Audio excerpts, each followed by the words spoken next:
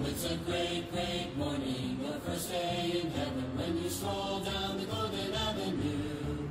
There are mansions left and right, and you thrill to every side, and the saints are always smiling, saying, how do you do? Amen. Good morning po sa ating lahat, and happy Friday morning. Ito po yung lingkod, Peter Jong, and I'm from CBBC Singapore Outreach. Ito po yung ministry ng CBBC San Pedro Laguna under the leadership of our pastor, Dr. Ed Loren. Amen. Welcome po. Tayo po ay saglit na manalangin. Let's bow our heads in prayer. Father in heaven, Lord, we bless you. And thank you, God, for this morning that you've given us. Thank you for the good night rest. Thank you for giving us another time, Lord, to another opportunity to listen and to learn from your word. And I pray, Lord God, that you would bless everyone that that will be joining this live stream, Lord God. And bless your servant. Give me words to say. Give us victory this morning, Lord God. In Jesus' name we pray. Amen. Okay. Pasensya na po, late po tayo nakapag-start at pansin nyo naman po iba yung ating camera setup. Meron lang pong technical issues na inayos at pasensya nyo po, late po tayo nakapag-start. Okay. Anyway, share ko po muna yung ating live stream.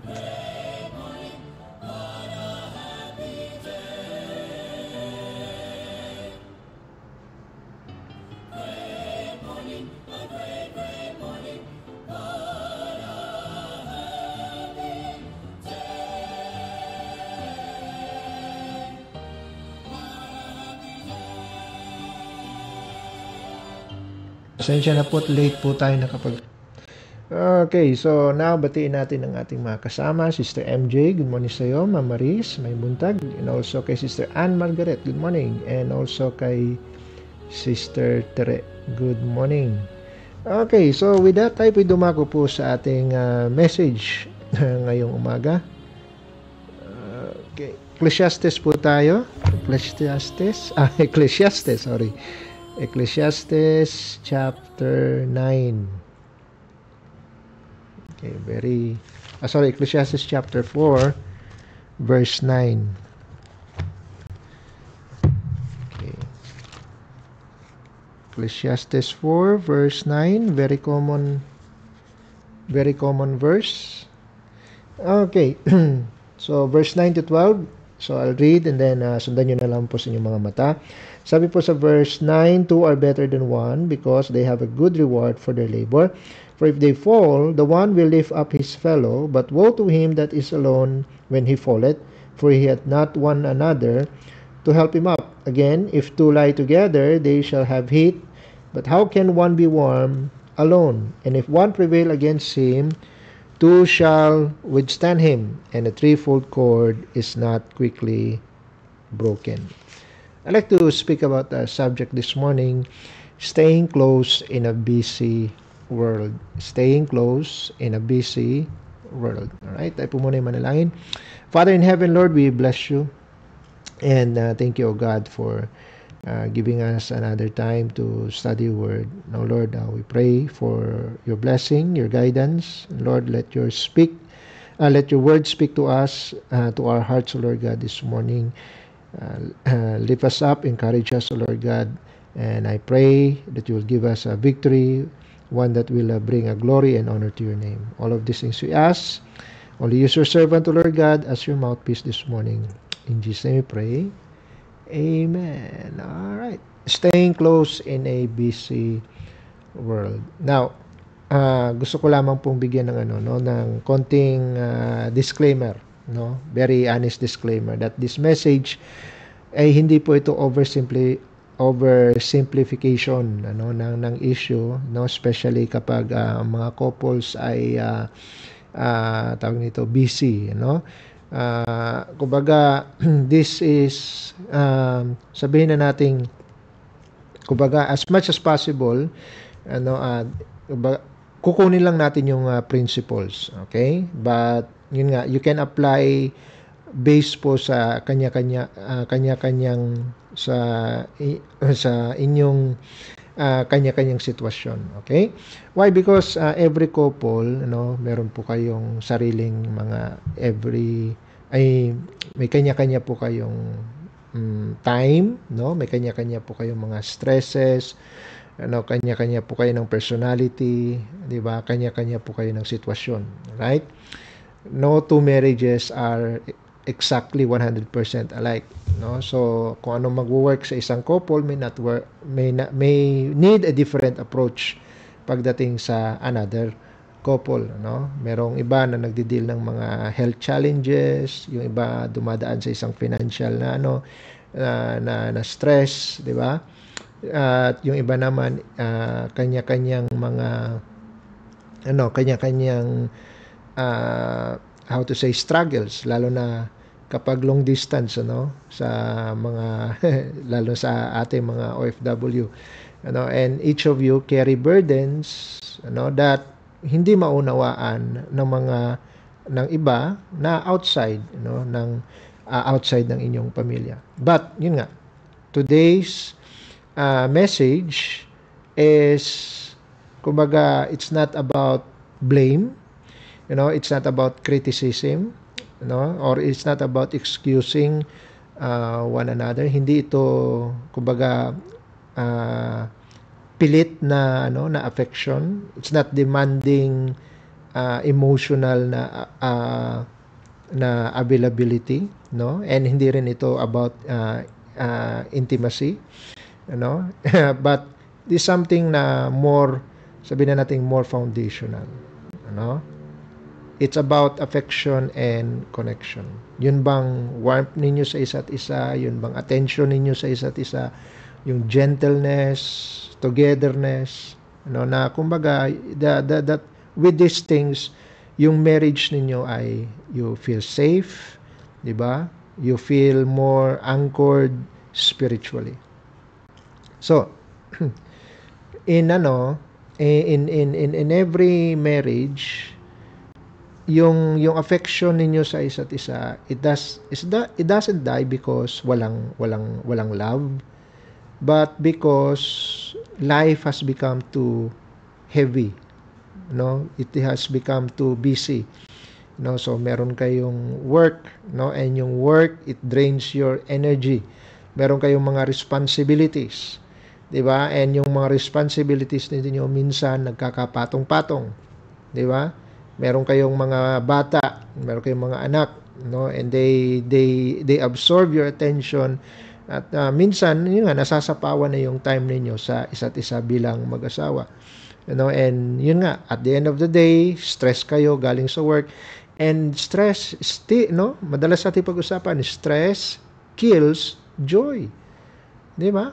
And when kapag dumating ka, meron ka ng fatigue ka na sa over fatigue ka na sa trabaho, and then it will steal your tenderness, your gentleness towards another. Minsan nga pagpagod, madaling mairita, madaling magtaas ng boses, 'di ba? Kasi and then pagtatanungin anong problema, may mga deadlines na hinahabol, 'di ba? And so kahit nga nasa bahay na, bukas pa rin yung mga laptop, connected pa rin sa office, and yun nga, slowly, kahit hindi naman sinasadya, without any intention, 'di ba? Kahit or rebellion, yung affection ninyo, nagfi-fade, kumukupas, hindi ibig not because na hindi niyo na mahal ang isa't isa, but because because of busyness, nag-stop kayo in reaching for each other, diba?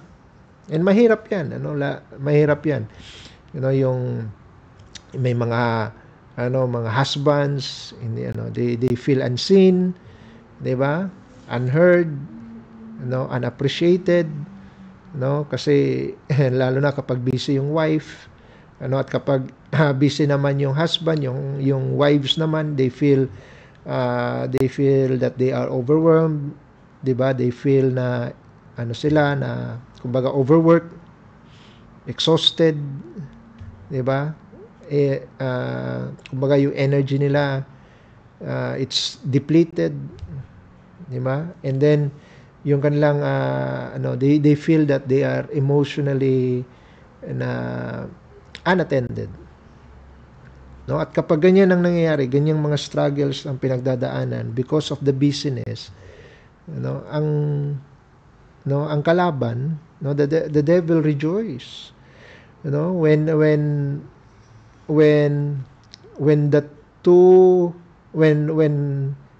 married people, instead na close and instead na connected sila and na express nila yung kanilang affection, what happens instead is yung nakatira sila sa isang bubong, pero wala yung closeness, na para bang alam mo yun, roommate ang sitwasyon, di ba? And that's not what God intended for them. Di ba? At kapag hindi natin na fulfill yung intention ng Panginoon para sa ating relationship, di ba? The devil rejoice. So kailangan ma-realize natin, that connection is not automatic. Kaya yung connection, it must be maintained. Amen? Yung affection natin sa isa't isa, that's not self-sustaining. Kailangan nandun yung intention ninyo na in-nurture ninyo. Amen? Na not because you are married, na guarantee na kaagad na magiging close kayo. Amen? Yung closeness niyo dapat iniingatan. Amen? So, anong panlaban natin? Anong mga prinsipyo na pwede nating i-apply when life gets too busy for married couples? Okay, number 1. I only have 3 points. Amen? Number 1, you share life together. Number 1, share life together. Sabi nga ng text natin sa verse 9, 2 are better than 1. Amen? Hindi dinesign ng Panginoon yung marriage natin na mag-function siya as separate individuals. Amen? Na para bang nag-i-interact lang kayo occasionally, pag may birthday, pag may anniversary, no. 2 are better than 1. Ibig sabihin niyan, you share the load.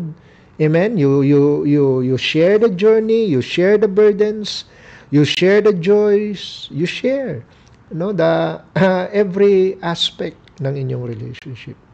Amen? Yung affection ninyo sa isa't isa, it doesn't grow because of special occasions, special moments. Amen? It grows when you share those moments together. Amen?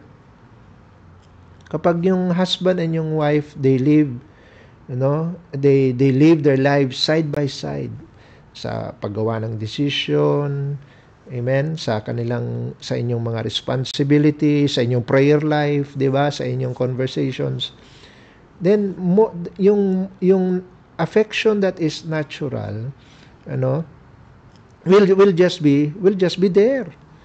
Amen. You have to live side by side.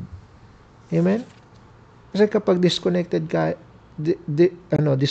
po kayo, yung ang nangyayari niyan, parallel, alam niyo yung parallel lines, yung bang dalawang linya na hindi nagtatagpo, they both go in the same direction pero never silang nagtakbo. Yan yung ibig sabihin ng parallel. Amen? No. Dapat yung sabi nga ng verse natin, it's like a cord, na para bang tali, you are twined, intertwined. Amen? Your lives are intertwined. Amen? Kaya nga, you must spend time intentionally. Amen? Daily. Sabi nga ng Psalm chapter 90, in verse 12, so teach us to number our days that we may apply our hearts unto wisdom. Amen? Time is precious. So that's why you have to give it intentionally sa iyong spouse. Amen? Para iparamdam mo na sila pa rin yung iyong priority. Amen? Na sila pa rin yung center of your affection.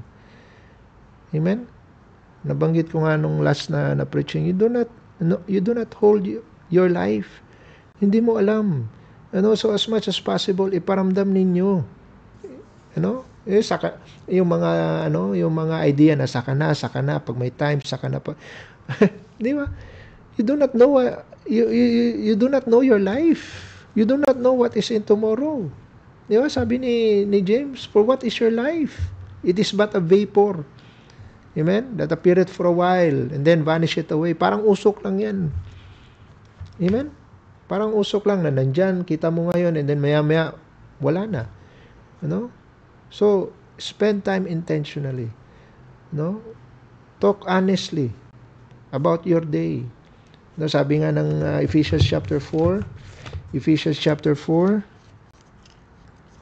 galing sa work, you talk about your day, kamustahin niyo yung trabaho ninyo, kamustahin niyo kung siya ay pagod ba or Sabi dito sa Ephesians 4 verse 25, wherefore putting away lying, speak every man truth with his neighbor, for we are members one of another.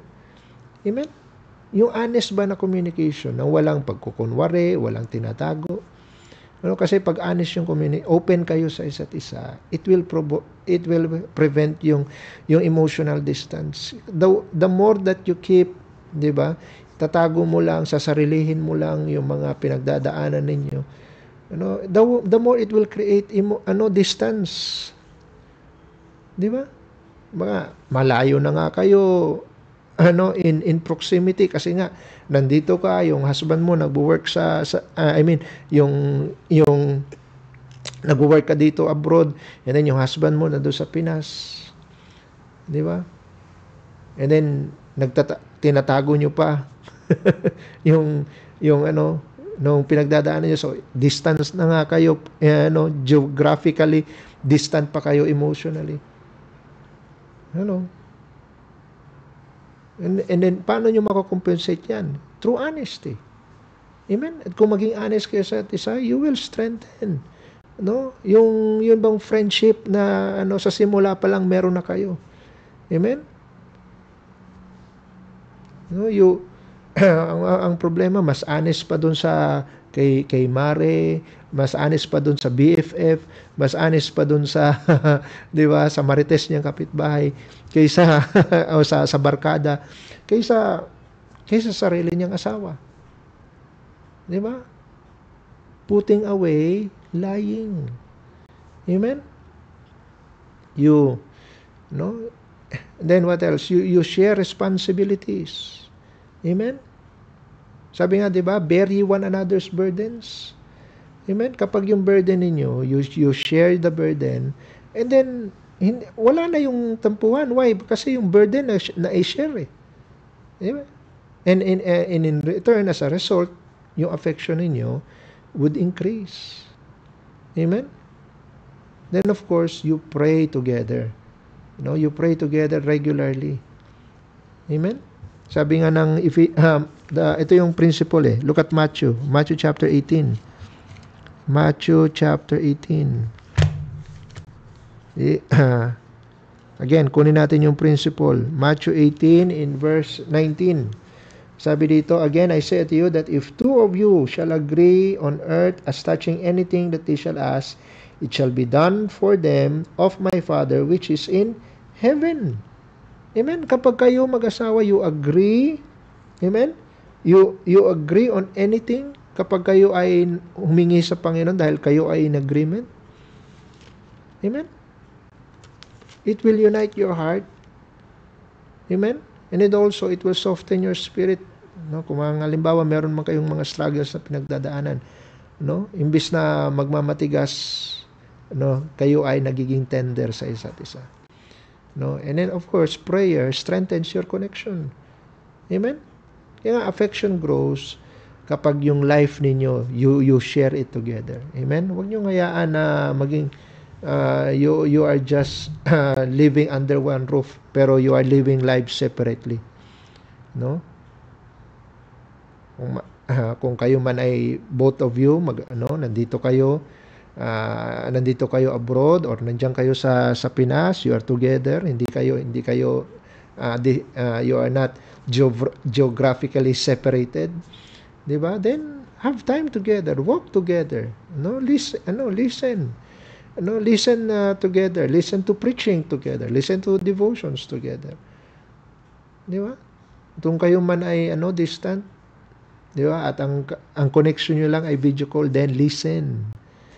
Amen. Hindi necessarily na kapag mag-open up yung isa, then you listen. Hayaan mong matapos. Amen. And then you pray together. You pray together. You share life. Amen. Share life. You and then kapag ginawa niyo 'yon, you will have room for affection. Amen. Na may susukli ninyo. And it will just be natural. Amen? Number 1, share life together. Number 2, strengthen one another. Amen? Look at Ecclesiastes. Balik tayo doon. Sa verse 10. Ecclesiastes 4 and verse 10. Sabi dito, for if they fall, the one will lift up his fellow, but woe to him that is alone when he falleth, for he had not one another to help him up. For if they fall, the one will lift up his fellow. Amen? Kasi every marriage will go through discouragement. You will go through fatigue, you will go through disappointments, you will go through a lot of stresses. Amen? Pero ang design ng Panginoon, ang design ng Panginoon is when kapag yung isang asawa ay he feels weak, yung isa ang magiging encourager. Amen? Na kumbaga you will complete each other. Amen? So meron akong narinig na principle kailangan 100%. Diba? Kaya nga, ang ideal is 50-50, di ba? Pero kapag hindi lahat ay, hindi lahat ng araw ay 50-50 kayo, maaaring pag uwi galing sa trabaho, at sasabihin ng mister, I'm only 30. So kung yung 30 ka, then the wife must find a way na siya yung magiging 70. Di ba? Para magiging 70-30. At there will come a time na pag-uwi ng misis, or pag nag-connect kayo, nag-video call kayo at sasabihin pagod na pagod ka, 20% ka lang, then the husband must find a way na siya yung magiging 80%. Para manatili yung balance. Amen? Na kapag weak yung isa encourager. Amen? Kapag down yung isa ang magiging uplifter. Amen? Kapag connection grows kapag yung kayong mag-asawa, you are there for each other na to accompany one another, not to be criticize one another or judge one another. Hindi yan ang mandate. Madalas kasi tagahanap tayo ng negative tungkol sa partner natin, and we will just pinpoint on that, and then mas lalo lang anong resulta? Mas lalo lang sisira ang araw mo. Amen? Kumbaga mabigat na nga ang puso mo, and then all you do is you pinpoint kasi ganito ganyan, dapat ganito, ay nako. You are not there to be judged. Hindi yun ang mandate natin. Dapat affection is a fruit of your compassion. Amen? Dapat mas yung compassion natin sa isa't isa. Kaya puro tayo conflict, nawawala yung closeness. Kasi hindi na natin ini-strengthen yung isa't isa. We are supposed to strengthen one another.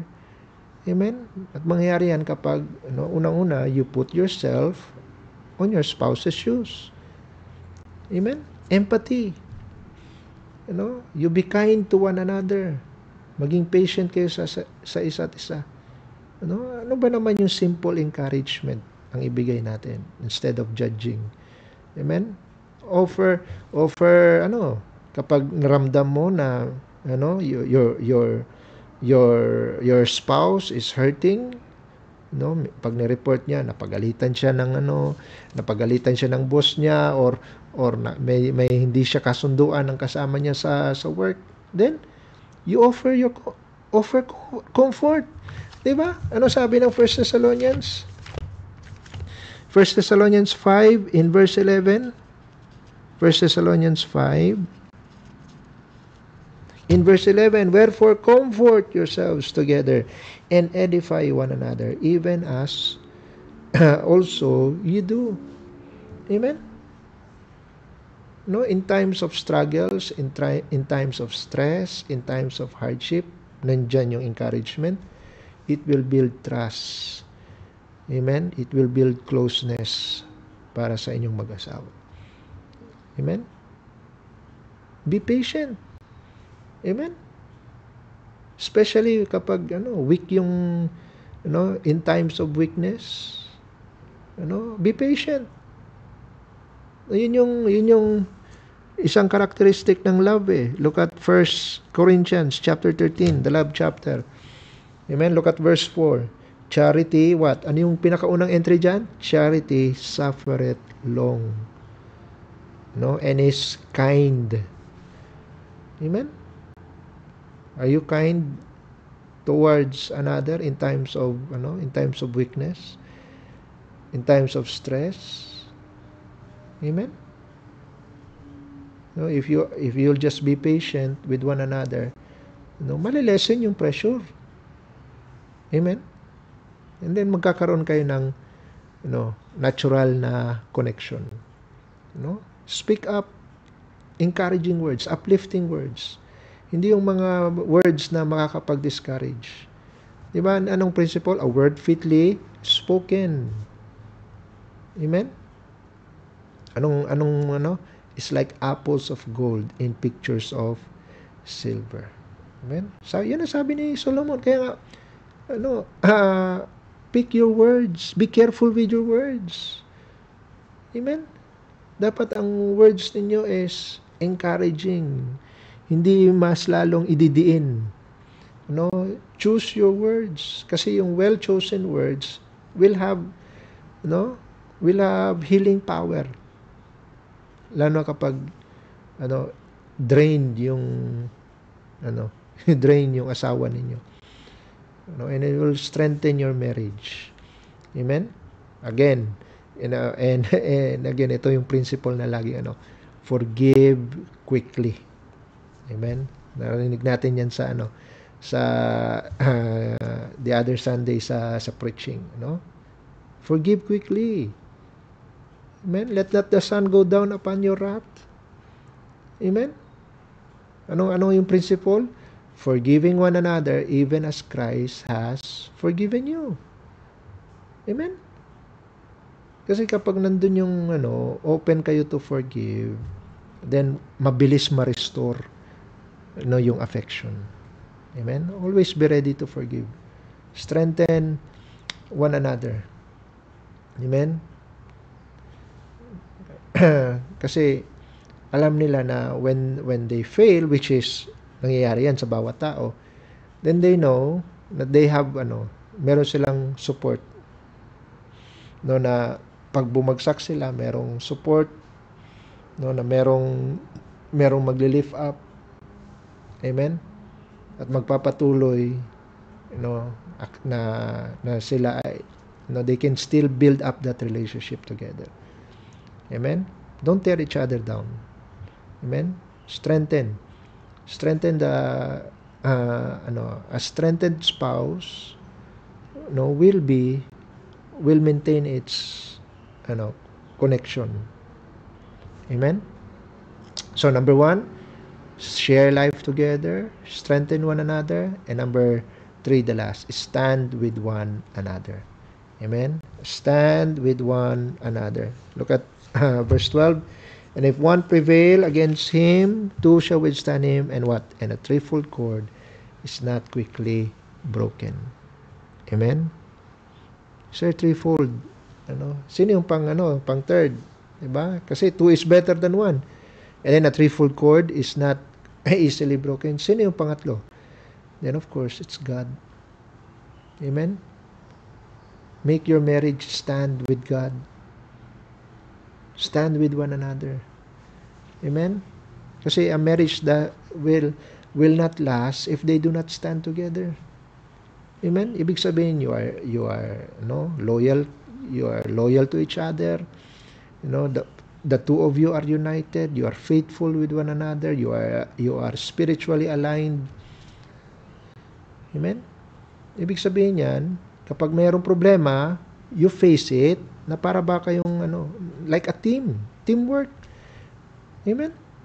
Hindi kayong naglalaban. hindi kayo yung magkaaway. Amen? Kayo yung magka-team. Amen? Kapag kayong mag-asawa, you stand with one another and with Christ as yung pangatlong cord, di ba? You will not be quickly broken. Unbreakable yung inyong relationship. Amen? Kasi although kayo ay distant, sabihin ng OFW ka, nasa abroad ka, but still you stand together as husband and wife. Amen? You will be united in spite of the distance. Amen? Magkakaroon lang naman yan ng emotional distance kapag kayo ay divided emotionally. Amen? Dapat affection, your affection will grow kapag na-maintain nyo yung unity ninyong mag-asawa. Amen? So, stay loyal. Stay loyal in your words. Stay loyal in your attitudes. Amen? Loyalty. Maging kontento kayo. Kayong tingin ng tingin sa mga mga gwapa, kung ganyan lang sana yung asawa ko, kung ganyan lang ka-macho yung mister ko, kung ganyan lang ka-slim yung misis ko. Hello? Be loyal. Amen? Kasi the more you are loyal with each other, it will build your trust. Amen? And it will maintain your connection. Amen? Na kahit ba merong disagreements, you still, disagreements, natural yan eh. Amen? But still, you seek unity. Amen? Ano sabi ng Ephesians chapter 4? Ephesians chapter 4. Ephesians chapter 4 in verse 9. Ephesians 4 in verse 9. Ano sabi dito? Verse 3 pala. Ephesians 4 verse 3. Sabi yan, endeavoring to keep the unity of the Spirit in the bond of peace. Endeavoring. Kasi your unity niyong mag-asawa, it's intentional. Amen? And then sabi yan, in the bond of peace. Amen? You keep the unity. Amen? And it will strengthen your bond as mag-asawa. Amen? Then you also support each other. Amen? Hindi lang privately, but also publicly. Amen? You stand by each other sa bawat setting ng buhay. Amen? Whether you're inside or outside the home, support, you are there for support. Hindi yung ilalaglag niyo yung isa't isa. Di ba? You support each other in order for you to prevent division. Amen? Then of course, you depend on Christ. He's the third cord. Amen? that will make your relationship unbroken. Amen? Make Him the center of the home. Diba? Anong principle? Except the Lord build the house, they labor in vain that built it. No? Home builders, kung baga kung tawagin yung husband and wife. Amen? But there's a third builder. Amen? And unless hindi siya kasama as the third builder, amen, the two home builders, they will labor in vain. Amen? Christ should be the center of the marriage. In order for you to withstand yung mga pressures ninyong mag-asawa, yung mga struggles ninyo, yung mga issues ninyo, and it will just maintain, ma-maintain yung affection ninyo sa isa't isa. Amen? You stand with one another. When Christ is the one holding the home, then both of you, kayong mag-asawa, will remain united. At hindi kukupas yung inyong affection. Lalo pa itong magdideepen. Why? Because you have the author of love as the center of your home, as the center of your marriage. Amen? So, number 1, share life together. Number 2, strengthen one another. And number 3, stand with one another. Amen? Marriage doesn't need to fall apart. Amen? Especially when you love each other. Amen? Mangyayari lang yan, mag-fall apart lang yan if you stop reaching for each other. Amen? Pero ang buti na lang, the good news is connection can be rebuilt. Connection can be maintained. Amen? And yung affection ninyo, it can be restored. Amen? Yung heart ninyo para sa it can be warm again. Amen? Again, marriage doesn't have to be survival. Amen? Ang design ng Panginoon sa marriage is closeness. It's not survival. Amen? Huwag yung na nakasurvive na naman, another anniversary, another another celebration for survival, nakasurvive na naman ng isang taon. No, it doesn't have to be that way. Amen? Threefold cord. No? Christ should be the strength of your marriage. Amen? At pag si Kristo nandyan sa marriage ninyo, your connection, it will not be it will not be hopeless. Yung affection ninyo, it will not vanish. Amen? At yung bond ninyo, it will not be broken. Amen? Type mo na line. Father in heaven, Lord, we bless you this morning. Thank you for your word. Thank you for the wisdom. Thank you for the instruction.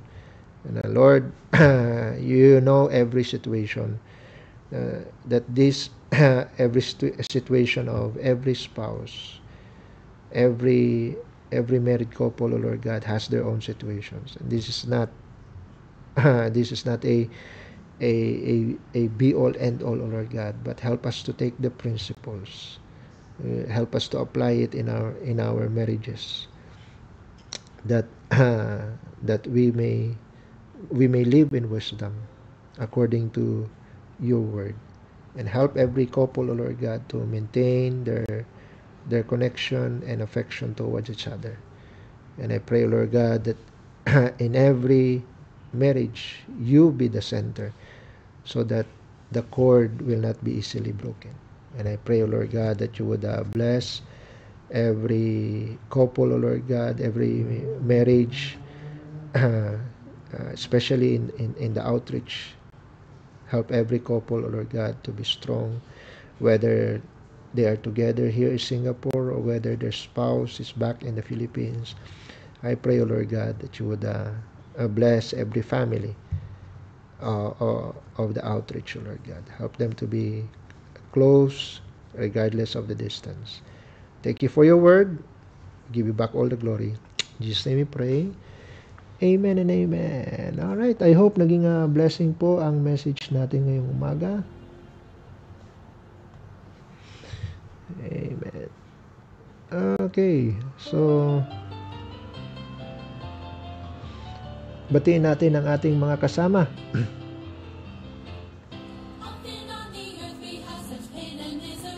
Okay, so we have Sister Joanne. Good morning sa'yo. And then also kay Sister Denya. Good morning. And kay Ma'am Irene and Brother John Ray, may buntag.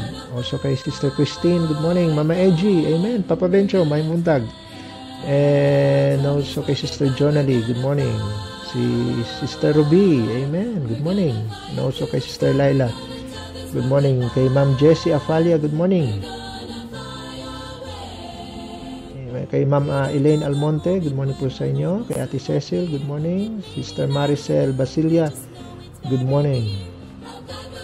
Kay Ma'am Nerissa Turingan, amen, good morning. Kay Sister Ernelita, amen, good morning, dyan sa Hong Kong. Amen. Kay Ma'am Mirsa Mayuyo, good morning po. Sir Herwin Ibariento, sir, good morning dyan sa Taiwan. Amen.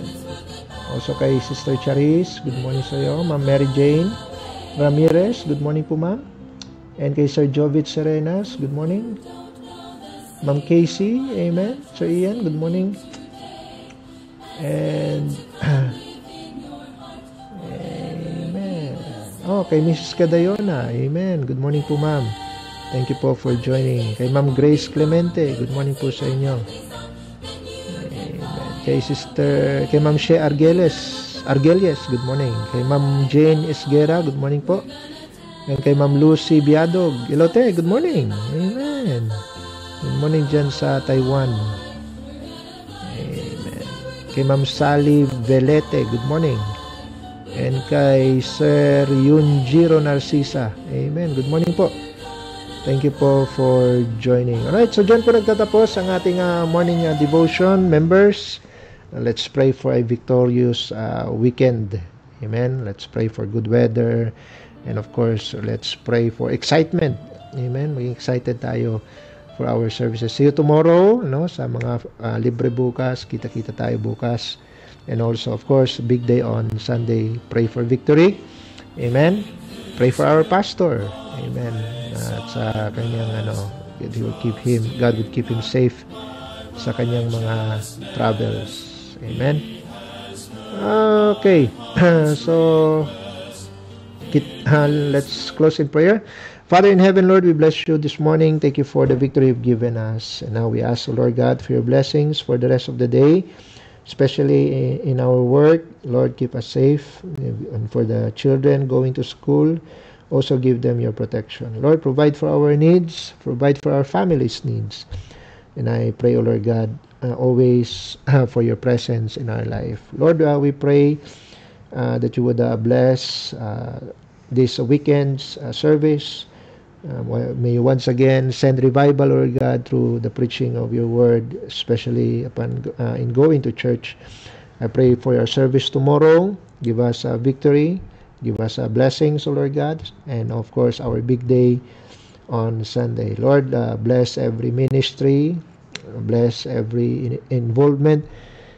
Bless every discipleship, every soul winner. I pray, O Lord God, for visitors this coming Sunday, that they would come and not change their minds. I pray, O Lord God, for the preaching of your word, that you would once again speak to us and send revival. And I pray, O Lord God, for the continuous growth of the outreach. Help us, O Lord God, to grow in number and in quality, O Lord God. I pray that you would bless our pastor. May continue to give him wisdom and strength as he leads the Church of San Pedro, and also in his travels, O Lord God, as he ministers to the missions and the outreaches. I pray, O Lord God, for your blessing always upon this live stream program. Use it for your honor and for your glory. Thank you, Lord God, for the opportunity and the privilege to share your word this morning. We give you back all the glory and honor, and forgive us our sins. In Jesus' name we pray. Amen and amen.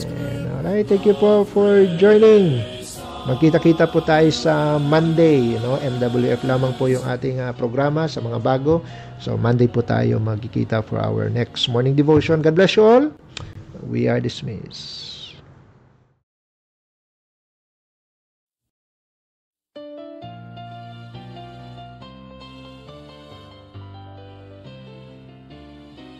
Oh, it's a great, great morning, your first day in heaven, when you stroll down the golden avenue.